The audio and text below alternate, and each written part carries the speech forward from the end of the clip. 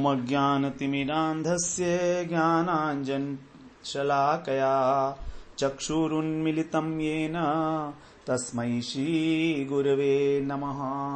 वन्देऽहं श्रीगुरो श्रीयुत्पदकमलं श्रीगुरून् वैष्णवांश्च श्रीरूपं साग्रजातं सहगण रघुनाथान्वितं तं सजीवं साद्वैतं सावधूतं परिजनसहितं कृष्ण चैतन्यदेवं श्रीराधा कृष्णपादान् सहगण ललिता श्रीविशाखान्वितांश्च तमादिदेवं करुणानिधानं तमालवर्णं सुहितावतारम् अपार संसार समुद्र सेतुं भजामहे भागवत स्वरूपम्। हे देव हे दैत हे भुवनैक बंधो हे कृष्ण हे चपल हे करुणैक सिंधो हे नाथ हे रमण हे नयनाभिराम हा हा कदानुभवितासि पदं दृशोर्मे। श्री कृष्ण चैतन्य प्रभो नित्यानंद श्री अद्वैत गदाधर शिव सदी गौरभक्त वृंद हरे कृष्ण कृष्ण कृष्ण हरे हरे हरे राम राम राम हरे हरे। हरे कृष्णा। सर्वप्रथम मैं अपने गुरुपाद पद्म ओम विष्णुपाद अष्टोत्तर शत श्री श्रीमद् भक्ति वेदांत माधव गोस्वामी महाराज के चरण कमलों में अनंत कोटि दंडवत प्रणाम ज्ञापन करता हूँ। हम लोग श्रीमद् भागवत महापुराण में नवम स्कंध श्रवण कर रहे हैं। ईशानु कथा, सूर्यवंशी राजाओं का वर्णन, जहाँ पर भक्तों की कथा है, भक्त राजाओं की। हमारा जो नवम स्कंध के अंदर नवम अध्याय चल रहा है, इसमें भगीरथ जो गंगा जी को पृथ्वी पर लेकर आए थे उनकी कथा है और गंगा का किस प्रकार अवतरण हुआ ये बताया गया। तो जब सगर राजा के 60,000 पुत्र भस्म हो गए कपिल मुनि का अपमान करने के कारण, उनकी अवज्ञा करने के कारण, तब जो उनके अंशुमान उनके पोते थे उनको राजा सगर ने कहा कि तुम गंगा जी को लाने के लिए तपस्या करो। तो इन्होंने भी तपस्या की लेकिन इनकी भी मृत्यु हो गई। नहीं, अंशुमन से नहीं कहा गंगा जी को लाने के लिए तपस्या करो, बल्कि अंशुमन जी जो हैं वो खोजते खोजते, घोड़े को खोजते खोजते कपिल मुनि के आश्रम में गए। वहां पर उन्होंने स्तुति की कपिल मुनि की। तो उन्होंने बताया कि ये घोड़ा तो बंधा हुआ है, तुम इसे ले जाओ और तुम्हारे जो ये 60,000 पुत्र मरे पड़े हैं, इनके उद्धार के लिए तुमको गंगा जी को लाना होगा। तो अंशुमन ने गंगा जी को लाने के लिए भारी तपस्या की, लेकिन उनकी मृत्यु हो गई। उनके पुत्र दिलीप ने भी तपस्या की, उनकी भी मृत्यु हो गई। फिर दिलीप के जो पुत्र थे वो तपस्या में जब बैठे तो गंगा जी प्रसन्न हो गए इनकी घोर तपस्या को देखकर। और गंगा जी ने कहा ठीक है मैं आ तो जाऊंगी, लेकिन 2 बातें, एक तो मेरे वेग को धारण करने के लिए कोई होना चाहिए, और दूसरा कि जब मैं आऊंगी तो लोग मुझ में स्नान करेंगे तो मैं पापी हो जाऊंगी और मेरे पाप को कौन धोएगा। तो इस प्रकार से जब गंगा जी ने कहा तो भगीरथ महाराज ने कहा, भगीरथ महाराज ने शंकर भगवान की स्तुति की, उनकी उपासना करके शंकर जी को प्रसन्न किया। शंकर जी ने कहा ठीक है मैं इस गंगा के वेग को अपने सिर पर धारण करूंगा। और गंगा से कहा भगीरथ जी ने कि जो तीर्थ, जो भगवान के भक्त हैं, जब वो आप में स्नान करेंगे तो आपका जो पाप है वो नष्ट होगा, क्योंकि उनके हृदय में साक्षात भगवान विराजमान होते हैं। इस प्रकार से गंगा जी को अवतरण किया गया भगीरथ महाराज के द्वारा। और इसके बाद भगीरथ के पुत्र हुए श्रुत, श्रुत के पुत्र हुए नाभ, नाभ के सिंधु द्वीप, सिंधु द्वीप के अयुतायु, अयुतायु के ऋतुपर्ण, ऋतुपर्ण ने नल को, राजा नल को द्यूत विद्या सिखाई और अपने आप उनसे अश्व विद्या सीखी। ऋतुपर्ण के पुत्र हुए सर्वकाम, सर्वकाम के सुदास, और सुदास के हुए सौदास। ये सौदास जो हैं ये मदयंती के पति थे। इन्हीं का दूसरा नाम था मित्रसह और कलमशपाद। वशिष्ठ के शाप के कारण ये राक्षस हो गए थे और इनका जो है संतानहीन हो गए थे। अब परीक्षित जी पूछते हैं कारण कि क्या कारण था कि ये राक्षस हो गए। तो बताया कि सौदास ने एक बार जंगल में शिकार करते हुए किसी राक्षस को मार दिया और उसका भाई जो है वो छूट गया। बाद में वो जो भाई था वो राक्षस का रसोइया का रूप धारण करके राजा के घर आ गया और वहां पर वशिष्ठ जी के खाने में उसने मनुष्य का मांस मिला दिया और वशिष्ठ जी को समझ में आ गया तो उन्होंने तुरंत राजा को शाप दे दिया कि तुम राक्षस बन जाओ। बाद में जब वशिष्ठ जी को पता लगा कि सौदास जो है राजा निरपराध है तो अपनी शाप की अवधि उन्होंने 12 वर्ष कर दी और फिर सौदास ने भी जो है वशिष्ठ जी को शाप देने के लिए जल उठाया। जब उसने जल उठाया तो उसकी पत्नी मदयंती ने उसको रोक दिया कि नहीं, वशिष्ठ जी हमारे गुरु हैं, आप उनको शाप नहीं दें। तो इस प्रकार जब वो रुक गया तो उसने चारों दिशाओं में जब देखा तो सब जगह जीव ही जीव दिखाई दिए, अर्थात उस अभिमंत्रित जल को मैं कहां छोड़ूं, क्योंकि अब तो वो जल अभिमंत्रित हो गया है तो कहीं तो छोड़ना पड़ेगा। तो उसको सब जगह जीव दिखाई दिए, तो वहां पर नहीं छोड़ सकता था, किसी भी दिशा में आकाश में कहीं फेंक नहीं सकता था क्योंकि वो लोग मर जाते। तो उसने क्या किया, अपने पैर के ऊपर इस जल को डाल लिया, इसलिए उसका पैर जो है काला पड़ गया और इसलिए उसको कहा गया कलमशपाद। और अब वो राक्षस भाव को प्राप्त हो गया और एक बार वन में जो है किसी तपस्वी ब्राह्मण दंपत्ति को उसने देखा, वो आपस में संग कर रहे थे। तो इस प्रकार से हम लोग यहां पर श्रवण किए 25वें श्लोक तक। अब 26वें श्लोक से 26 और 27वां श्लोक एक साथ पढ़ेंगे। कह रहे हैं, क्षुदार्थो जग्रहे विप्रम तत्पन्याः कृतार्थवत् न भवान राक्षस साक्षात् इक्ष्वाकूणाम् महारथ मदयन्त्याः पतिर्वीर न धर्मं कर्तुमर्हसि देहि मे पत्य कामाया अकृतार्थम पतिं द्विजम्। वो जो राक्षस प्रवृत्ति से जो प्रभावित हो गए थे और अत्यंत भूखे थे सौदास, उन्होंने इस प्रकार से जब देखा उनको और पकड़ लिया भूख से व्याकुल होकर। श्रुतार्थ माने भूख से व्याकुल होकर जो ब्राह्मण है उसको उस राजा ने जो राक्षस बने हुए थे जग्रहे माने पकड़ लिया।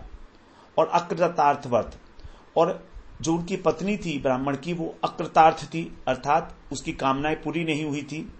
तो वो इस प्रकार उनसे बोली, राजा से बोलती है, भवान राक्षस न, आप राक्षस नहीं हैं, तो फिर आप कौन है? साक्षात इक्ष्वाकु नाम महारथ, इक्ष्वाकु वंश के अंदर उत्पन्न साक्षात महारथी हैं आप राक्षस नहीं हैं। उसकी पत्नी को, क्योंकि वो भी तेज संपन्न थी, उसे मालूम पड़ गया कि कौन है। तो आप कौन है? मदयंता पति, मदयंती के पति हैं आप और वीर हैं, इसलिए अधर्मम कर्तुम न्याहरसी, आपको यह अधर्म नहीं करना चाहिए। ये जो अधर्म का कार्य कर रहे हो आप इस ब्राह्मण को खाके, ये ठीक नहीं है। मैं माने मुझ अपत्य कामाया, मैं संतान की इच्छुक हूं और अर्थम अकृत, अभी तक मेरा प्रयोजन जो है पूरा नहीं हुआ है, इसलिए ये मेरा जो ब्राह्मण पति है इसको मुझे दे दीजिए। मुझे पुत्र प्राप्ति की इच्छा है, इसलिए आप मेरी पति को छोड़ दीजिए। इसने अभी तक मेरी इच्छा पूरी नहीं की है, मेरी इच्छा है संतान प्राप्ति की, तो इसलिए आपको इसे छोड़ देना चाहिए। आप राक्षस नहीं हो, आपको जो भूख लग रही है यह आपका वास्तविक स्वभाव नहीं है। देहो अयम मानुषो राजन पुरुषस्याखिलार्थदः तस्मादस्य वधो वीर सर्वार्थवद उच्यते। हे राजन, अयम, ये जो मनुष्य शरीर है, ये पुरुषस्य अखिल अर्थद, एक मनुष्य को, पुरुष को समस्त पुरुषार्थों को देने वाला है। धर्म अर्थ काम मोक्ष सभी प्रकार के लाभ इसके द्वारा प्राप्त किए जा सकते हैं। हे वीर, तस्मात्, इसलिए, अस्य वध, इसका वध, सर्व अर्थ वध, सभी पुरुषार्थों का वध कहा जाएगा। यदि तुम इस शरीर का, इस ब्राह्मण के शरीर का यदि असमय में वध कर दोगे तो मानव जीवन के जो भी सर्वार्थ पुरुषार्थ है वो सब, उनकी सबकी हत्या हो जाएगी। क्योंकि मनुष्य का शरीर धारण करके ही धर्म अर्थ काम मोक्ष की उपलब्धि की जा सकती है। और यदि वो नियमित रूप से भक्ति का पालन करे तो इससे भी आगे बढ़कर फिर वो राधा कृष्ण की सेवा प्राप्त कर सकता है। यही सफलता है मनुष्य जीवन की। और इस प्रकार से वो अपने जन्म मरण के चक्र को समाप्त करके भगवान के धाम में जा सकता है। ये मनुष्य का जो शरीर मिला है हमको इसलिए मिला है कि हम भगवान के धाम में वापस जा सके। इसी बात को वो कह रही है कि सभी लाभ जो है इस मनुष्य शरीर के अंदर ही संभव हैं, इसलिए आपको इस ब्राह्मण को नहीं खाना चाहिए। अब 29वें श्लोक में कह रहे हैं, एषि ब्राह्मणो विद्वांस तपःशील गुणान्वितः आरिराधईशुर ब्रह्म महापुरुष संगीतम सर्वभूतात्म भावेन भूतेषु अंतरहितम गुणै। एष क्योंकि ही माने क्योंकि, एष माने ये जो ब्राह्मण हैं ये कैसे हैं? विद्वान हैं, तपस्वी हैं, शील इत्यादि इनके अंदर गुण है, इनका सदाचार आचरण, इनका आचरण बड़ा सदाचार संपन्न है, अन्वितः युक्त है इन सब गुणों से, और गुणै भूतेषु, और गुणों के द्वारा जो भूतेषु अंतर्हितम सभी प्राणियों के हृदय के अंदर वास करने वाले भगवान है, महापुरुष परमात्मा है, ये उन परमात्मा संज्ञा की जो ब्रह्म है, परम ब्रह्म है, उनकी सब प्राणियों में आत्म भाव के द्वारा सर्वभूतात्म आत्म भावेन, आत्म भाव के द्वारा उन भगवान की जो सबके हृदय में विराजमान है, आरिराधईषु आराधना करना चाहते हैं, अत्यंत उत्सुक हैं। अर्थात ये सभी प्राणियों में भगवान का दर्शन करके ही भगवान की आराधना करते हैं, इस प्रकार के विद्वान हैं। सर्वदर्शन, सब जित देखो तित श्याममयी है, सब जगह ही ये भगवान का दर्शन करते हैं। ऐसे विद्वान, ऐसे शील संपन्न, ऐसे गुणों से संपन्न ये विद्विज हैं, ये ब्राह्मण हैं, इसलिए आप इनका वध ना करें। तो एक तो मुझको भी इनसे संतान की उत्पत्ति की कामना है और मेरी कामना भी पूरी नहीं हुई है। दूसरी, इनका जो आचरण है, जो इनकी विद्वत्ता है, जो इनका उद्देश्य है, जो इनकी पूजा है, वो भी बहुत उच्च कोटि की है। इसलिए 30वें श्लोक में कह रही हैं, सो अयम ब्रह्म ऋषिर वर्यस्ते राज ऋषिर प्रवराद विभो कथमरति धर्मज्ञ वधम पितुरेवात्मजः। हे प्रभु, आप धर्मज्ञ हैं, आप धर्म के रहस्य को जानने वाले हैं और आप राजऋषि श्रेष्ठ हैं।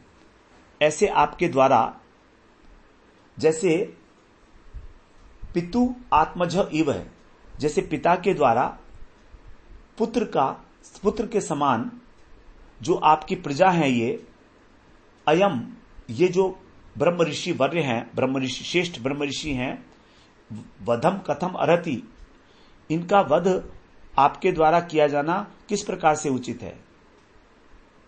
जैसे एक पुत्र पिता के द्वारा वध्य नहीं है, उसी प्रकार इस ब्राह्मण की भी एक राजा के द्वारा रक्षा होनी चाहिए। तो आप राजऋषि हैं, मतलब राजा भी हैं और ऋषि भी हैं, और आप जो हैं परमेश्वर के भगवान के प्रतिनिधि हैं। इसलिए आपका तो ये कर्तव्य है कि आप अपने प्रजा की रक्षा करें, ब्राह्मणों का कभी भी वध ना करें। सामान्यतः भी ब्राह्मण, स्त्री, शिशु, वृद्ध और गाय, इनको कभी दंडनीय नहीं माना जाता। तो इस प्रकार ब्राह्मण पत्नी ने राजा से ये प्रार्थना की कि वो इस प्रकार का पाप ना करें। 31वें श्लोक में कहते हैं, तस्य साधोर पापस्य भ्रूणस्य भ्रमवादिनः कथम वधम यथा भ्रमोर मन्यते सन्मतो भवान। सन्मतः अर्थात जो साधु समाज में सम्मत है, ऐसे आप साधु समाज में आप सम्मान है आपका, सन्मत। तस्य साधु, उस सत्पुरुष की, अपापस्य जो निष्पाप है, जो क्षत्रिय ब्राह्मण है, जो ब्रह्मवादी है, और वध करना गर्भ के भीतर भ्रूण का वध करना कैसे आप उचित मानते हैं। अतः गाय वध का, बभ्रू माने गाय वध। तो आप सुविख्यात हो, आप साधु समाज में सम्मानित हो, इस प्रकार आप ब्राह्मण का वध करने का साहस कैसे कर रहे हो? क्योंकि जो साधु है, निष्पाप है और वैदिक ज्ञान में पटु है, इसका आप वध करना चाह रहे हैं। उसका वध करना कैसा होगा? जैसे गर्भ के भीतर भ्रूण को नष्ट करना अथवा गोवध का, इसके बराबर होगा। तो बड़ी बुद्धिमती हैं जो ब्राह्मणी हैं, इस प्रकार से कह रहे हैं। तो यहां पर भ्रूण अर्भ के बाल गर्भे, भ्रूण से आया है। भ्रूण का अर्थ है कि भ्रूण शब्द जो है या तो गाय के लिए आता है, गर्भस्थ शिशु के लिए आता है। तो इस प्रकार से यदि गर्भ के अंदर जो जीव का अविकसित भ्रूण है उसको नष्ट करना है, नष्ट किया जाता है, तो गाय वध के बराबर ही पापमय है। क्योंकि भ्रूण के अंदर जीव जो है वो अविकसित अवस्था में रहता है। और आधुनिक विज्ञान का सिद्धांत कि ये जीवन रसायनों का संयोग है, कुछ एसिड्स का, कुछ केमिकल कंपोजिशन है केवल और कुछ नहीं है, ये यूजलेस है। बिल्कुल इस तरह की बात कहीं नहीं है, ये नास्तिकता है। तो यहां पर क्या है, कहा गया है भ्रूणस्य, ये भ्रूण की हत्या के बराबर है। तो गाय का वध करना, ब्राह्मण का वध करना, भ्रूण का वध करना एक ही बात है। यद्ययम् क्रियते भक्ष्यस् तरहि माम खाद पूर्वतः न जीविष्ये विना येन क्षणम च मृतकम यथा। फिर आगे एक और बात कह रही हैं वो कि यदि अयम भक्षः, यदि इनको आप अपना भक्ष्य बनाना ही चाहते हो, इनको खाना ही चाह रहे हो यदि, तो क्या कह रहे हैं, तरहि माम, तब आप मुझे पूर्वतः खाद, मुझे पहले खा लीजिए। यदि खाना चाहते हो तो ठीक होगा, मुझे पहले खा लीजिए, क्योंकि ये न बिना, इनके बिना मृतकम, मृत के समान एक क्षण भी मैं जीविष्य न, जीवित नहीं रहूंगी। मैं एक क्षण भी जीवित नहीं रहूंगी इनके बिना। यदि आपको खाना है तो आप मुझे खा लीजिए। बड़ी बुद्धिमती हैं और बड़ी पतिव्रता हैं, तभी इस प्रकार की बात वो कह रही हैं कि मैं एक क्षण भी इनके बिना जीवित नहीं रहूंगी। आगे कह रहे हैं, एवं करुण भाषिण्या विलपन्त्या नाथवत व्याघ्र पशुम इवा खादत सौदास शाप मोहित। एवं इस प्रकार जो अत्यंत करुण भाव से बोलती हुई वो ब्राह्मणी विलाप करती हुई, अनाथवत, एक अनाथ स्त्री के समान जिसका कोई रक्षक नहीं है, ऐसी शाप मोहित, शाप से मोहित जो सुदास थे, सौदास ब्राह्मण को, पशु व्याघ्र इव, उसको पशु के समान खा गए। ब्राह्मण को जैसे पशु को खा जाता है बाघ, उस प्रकार से वो उसे खा गए, अखादत, खा लिया। तो अत्यंत कातर भाव से विनय की, लेकिन उनके ऊपर कोई फर्क नहीं पड़ा, क्योंकि वो तो राक्षस भाव संपन्न हैं।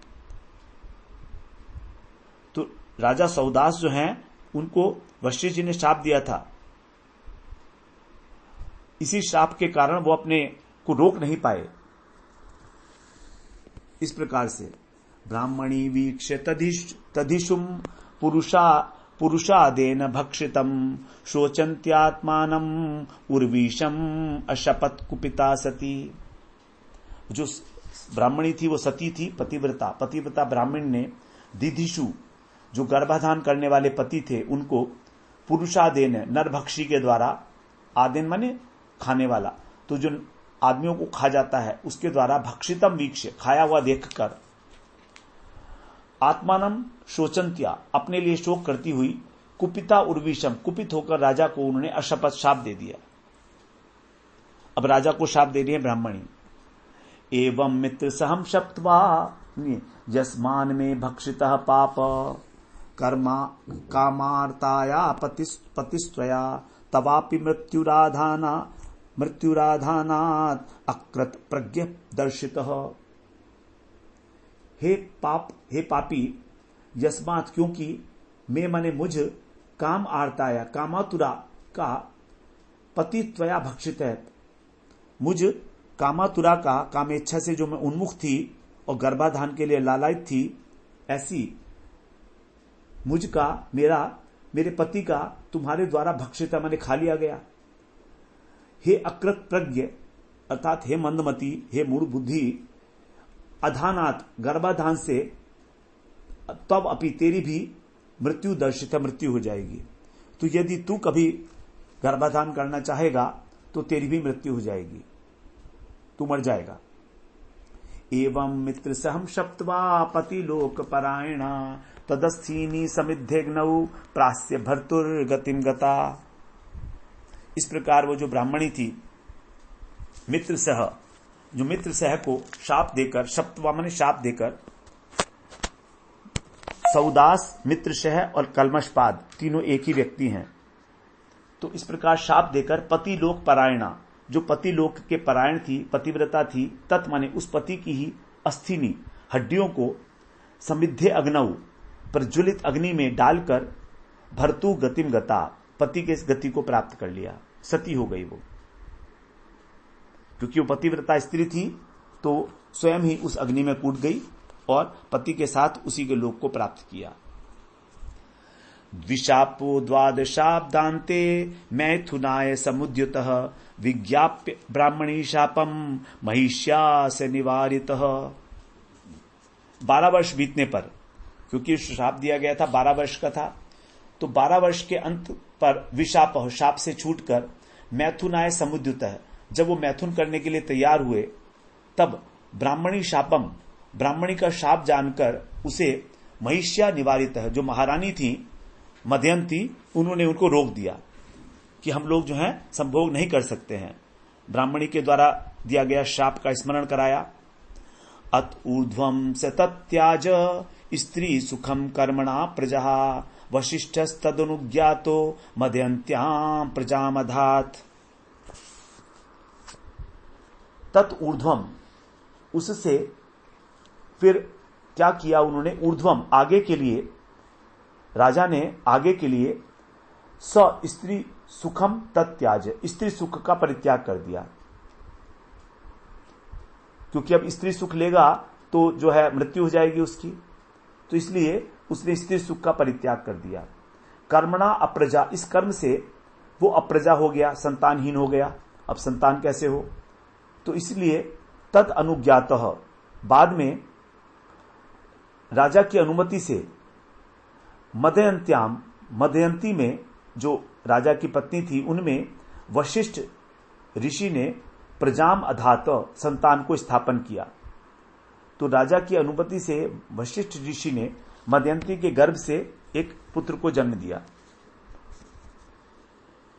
सा वै सप्त समागर्भम अभिभ्रन्न व्यजायत जग्नेष्म नोदरम तस्या सोऽश्म कस्तेन कथ्यते। निश्चित रूप से वो जो मदयंती थी उसने सप्त समा, 7 वर्ष तक गर्भम अभिभ्रत, उस गर्भ को धारण किया। 7 वर्ष तक मदयंती उस गर्भ को धारण किए रही, बच्चे को जन्म नहीं दिया। और व्यजायत 9, जब वो गर्भ उत्पन्न नहीं हुआ तब उस राजा ने, माने उस राजा ने, तस्या माने पत्नी के, उदरम अश्मना, पेट को पत्थर से मारा, जगने माने मारा, उसके पेट के ऊपर एक पत्थर मारा राजा ने। अब यहां पर जो 100 शब्द आया है तो राजा के लिए ना कहकर वशिष्ठ जी के लिए भी कहा जाता है कि वशिष्ठ जी ने ही जो है उसके पेट के ऊपर प्रहार किया एक पत्थर से, जिससे कि वो पुत्र उत्पन्न हुआ। तेन माने जिससे वो पुत्र उत्पन्न हुआ, इसलिए उस पुत्र का नाम हुआ अश्मक। अश्मक का मतलब है पत्थर, तो इसलिए बच्चे का नाम हो गया अश्मक, पर क्योंकि पत्थर से उत्पन्न हुआ था इसलिए तो ऐसा कहा जाता है वशिष्ठ जी ने ही वो पत्थर मारा था। अब आगे अश्मकाद बालिको यज्ञे यह स्त्री भी परिरक्षितः नारी कवच इत्युक्तो निश्चत्रे मूलको अभवत। अब जो अश्मक है उसके विषय में बता रहे हैं, वो कैसा था कि अश्मक से मूलक उत्पन्न हुआ। ये मूलक जो था वो स्त्री भी, स्त्रियों के द्वारा परिरक्षित है, चारों ओर से रक्षित किया गया। जिस समय परशुराम जी क्षत्रियों का संहार कर रहे थे, तो ये एक क्षत्रिय है मूलक, तो ये जो है स्त्रियों ने इसकी रक्षा कर ली, स्त्रियों के बीच में आकर ये छिप गया, इस प्रकार से इसकी रक्षा हो गई। तो इसको क्या कहा जाता है? नारी कवच इति उक्त है, इसको नारी कवच कहा जाता है, क्योंकि नारियों ने ही इसके कवच का कार्य किया। इसीलिए ये परशुराम के क्रोध से बच गया, क्योंकि स्त्रियों से घिरा था।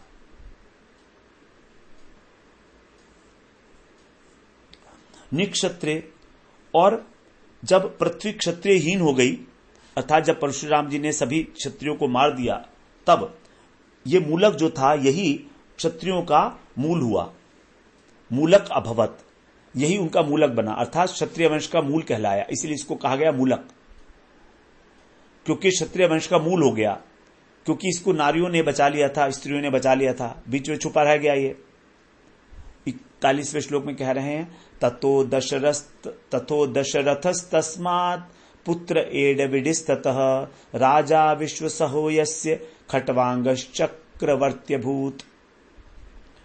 उसके फिर दशरथ पुत्र हुए। ये दशरथ राम के पिता नहीं है, ये कोई दूसरे दशरथ हैं। और इन दशरथ के पुत्र हुए एडविडी, और एडविडी के पुत्र हुए विश्वसह, और विश्वसह के पुत्र हुए सुप्रसिद्ध महाराज खट्वांग। ये खट्वांग राजा जो हैं ये बड़े बलशाली थे।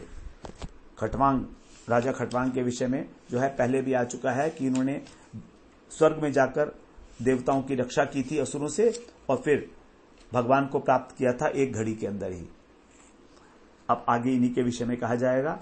कह रहे हैं, यो देवैरर्थितो दैत्यान अविधिद्युधि दुर्जय मूर्तमायुर्ज्ञातिवेत्य स्वपुरम संदधे मनः। ये जो थे दुर्जय वीर थे। दुर्जय, इस वीर ने देवताओं की प्रार्थना करने पर अर्थितः युद्ध के अंदर दैत्यान अवधीत है, दैत्यों का वध किया, और एक मुहूर्त आयु जब उसकी शेष बची, तो ये जानकर इन्होंने अपने नगर में आकर मनः संदधे, अपने मन को भगवान में लगा लिया। तो जब इन्होंने दैत्यों को जीत लिया तो इंद्र बड़े प्रसन्न हुए। इंद्र ने कहा कि आप हमसे कोई वर मांगो। तो इन्होंने कहा कि आप मुझे ये बताइए कि मेरी मृत्यु में कितना समय शेष है। तो इंद्र ने कहा 1 मुहूर्त, अर्थात 48 मिनट। तो इन्होंने कहा ठीक है, आप ऐसा करिए, मुझे तुरंत ही मेरे नगर में पहुंचा दीजिए। तो इंद्र ने बिना किसी समय को खोए एक क्षण में इनको वहां पर पहुंचा दिया। अयोध्या के राजा थे संभवतः। तो वहां पर जाकर इन्होंने एक घड़ी के अंदर अपने बच्चों को सब राजपाट दे दिया सारा, और एक घड़ी के अंदर ही भगवान के अंदर मन लगाकर और भगवान की प्राप्ति की है। तो केवल 1 मुहूर्त के अंदर ही इन्होंने भगवत प्राप्ति की है। न मे ब्रह्म कुलात प्राणा कुल दैवान चात्मजा न श्रियो न महिराज्यम न दाराश्चाति वल्लभा। खट्वांग ने सोचा कि मैं माने मुझे अपने कुल देवता से और ब्राह्मण वंश से भी अधिक और प्राणों से भी अधिक पुत्र, लक्ष्मी और राज्य, ये सब बहुत प्रिय हैं। तो कह रहे हैं कि इन्होंने सोचा जब अब वापस आ गए कि ब्राह्मण संस्कृति, मेरे ब्राह्मण की अपेक्षा मेरा जीवन मुझे अधिक प्रिय नहीं है। मेरे जो राज्य है, भूमि, पत्नी, संतान, इसके विषय में क्या कह जाए, अर्थात मुझे ब्राह्मण से अधिक कोई अधिक प्रिय नहीं है। इसीलिए ब्राह्मण संस्कृति पक्षधर थे ये राजा खट्वांग। आगे कहते हैं, न बाल्ये पिमतिर्मय्यम अधर्मे रमते क्वचित ना पश्यत्तम उत्तम श्लोकात अन्यत किंचन वतस्वहम। अब बच्चा सोच रहे हैं कि न बाल्ये अपि, मैंने अपने बाल्यकाल में भी, बचपन में भी मेरी बुद्धि क्वचित अधर्मे न रमते, अधर्म में नहीं लगी, कभी भी मैं अधार्मिक कार्यों के अंदर प्रवृत्त नहीं हुआ, क्योंकि उत्तम श्लोकात, भगवान से पृथक मैंने कभी कुछ देखा ही नहीं, अर्थात हमेशा ही मैंने भगवान के दर्शन किए सब जगह पर। स्थावर जंगम देखे ना देखे तार मूर्ति, सर्वत्र है निज इष्ट देव स्फूर्ति। ये परम भागवत का लक्षण है। तो इनका बचपन से ही जो भगवान के प्रति बड़ा प्रगाढ़ भाव था। देवई कामवरो दत्तो मह्यम त्रिभुवनेश्वरै न वृणेतमहं कामम भूत भावन भावनः। जो त्रिभुवन के स्वामी देवता हैं, उन्होंने मुझे काम वरह इच्छानुसार वरदान देने के लिए कहा था। भूत भावन भगवान में जो भावना रखने वाला हूं मैंने तम कामम न वृणे, उन कामों को नहीं मांगा। मुझे अपेक्षा ही नहीं थी किसी चीज की, चाहे कोई कितनी भी बड़ी चीज हो स्वर्ग की। वो चाहते थे कि मैं यहां पर कुछ उनसे श्रेष्ठ वरदान ले लूं देवताओं से, क्योंकि दैत्यों से जिता दिया था इन्होंने उनको। लेकिन कह रहे हैं कि मेरी तो भावना हमेशा भगवान में ही है, भूत भावन भगवान भावन। तो मैंने उन भोगों को नहीं मांगा, नहीं वर्ण किया, न वृणे। ये क्षिप्त्रियेन्द्रिय ध्यो देवास ते स्वरधीस्तम न विन्दन्ति प्रियम शश्वत आत्मानम किमुता परे। जो विक्षिप्त चित्त हैं, जिनकी इंद्रियां और बुद्धि चंचल हैं, ऐसे देवता वे स्वहृदय अपने हृदय में स्थित शाश्वत प्रियम, जो नित्य प्रिय आत्मा है, उसको न विन्दन्ति, नहीं जानते। कारण क्या है देवता अपनी आत्मा को नहीं जानते? क्योंकि उनकी इंद्रियां, उनकी बुद्धि, मन अत्यंत चंचल है। उत अपरे किम, फिर दूसरे कैसे जान पाएंगे अपनी आत्मा के विषय में? देवता तो सत्गुणी है, तो जब देवता ही नहीं जानते हैं तो फिर और कोई व्यक्ति क्या जानेगा इस विषय में? अथेश माया रचितेषु संगम गुणेषु गंधर्व पुरोपमेषु रूढ़ं प्रकृत्यात्मनि विश्वकर्तुर भावेन हित्वा तमहं प्रपद्ये। अतः ईश माया रचितेषु, भगवान की माया से जो निर्मित है ये गंधर्व नगरी, यहां पर स्वर्ग को गंधर्व नगरी कहा गया है। तो ये जो गंधर्व नगरी है उसके समान ही जो अपने स्वभाव से आत्मनि रूढ़म गुणेशु, अपने स्वभाव से ही जो अत्यंत शक्तिशाली है प्रकृति, उसके द्वारा त्रिगुणों की जो आसक्ति है, अर्थात इस जगत की जो आसक्ति है, संगम माने आसक्ति को विश्वकर्तु, जो विश्वकर्ता भगवान की भावेन हित्वा, भक्ति भाव से त्याग करके अहम तम प्रपद्ये, मैं आपकी शरण लेता हूं। तो कह रहे हैं जो भगवान की माया है उसका तो स्वभाव ही यही है कि वो संसार में हमारी आसक्ति लगाती है, और उसी माया से जो गंधर्व नगरी, संसार, स्वर्ग इत्यादि निर्मित हुआ है। तो इस प्रकार मैं भगवान की आराधना करके ही इस आसक्ति को त्याग कर और भगवान की शरण ले रहा हूं। हमारे को संसार की जो वस्तुएं हैं वही सबसे अधिक आसक्त करती हैं, चाहे वस्तु हो चाहे व्यक्ति हो, जो कुछ भी है संसार में। और ये सारा का सारा एक माया जाल है। प्रत्येक व्यक्ति को इससे लगाव होता है। इसीलिए गुरुजनों के द्वारा यह कहा जाता है कि आप सभी वस्तुओं को भगवान की सेवा में लगा दो। इसी को युक्त वैराग्य कहा गया। निर्बंध कृष्ण संबंधे युक्तम वैराग्यम उच्यते। इन सब के बंधन को काट कर और इन सब को भगवान की सेवा में नियोजित कर दो। महाप्रभु इसी कारण इस जगत में आए थे, वैराग्य की शिक्षा देने के लिए। वैराग्य विद्या निज भक्ति योगेन शिक्षार्थमेकः पुरुष पुराण।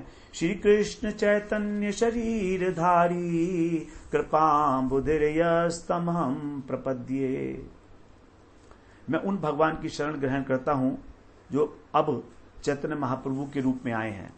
वे कैसे हैं? कृपा के सिंधु हैं, कृपाम्बुधि, और वे ही हमको विरक्ति का, ज्ञान का और भक्ति का पाठ पढ़ाने आए हैं।